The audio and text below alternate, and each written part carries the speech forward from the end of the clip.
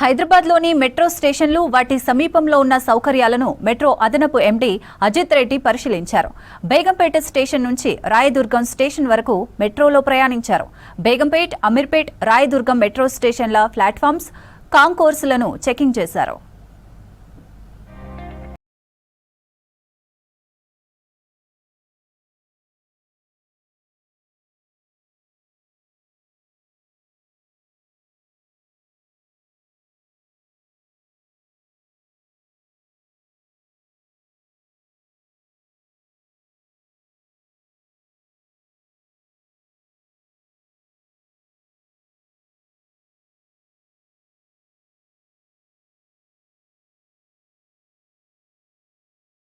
అక్కడ ప్రయాణికులకు అందుతున్న సౌకర్యాలపై మెట్రో ఇంజనీర్లు కియోలిస్ సంస్థ అధికారులను అడిగి తెలుసుకున్నారు.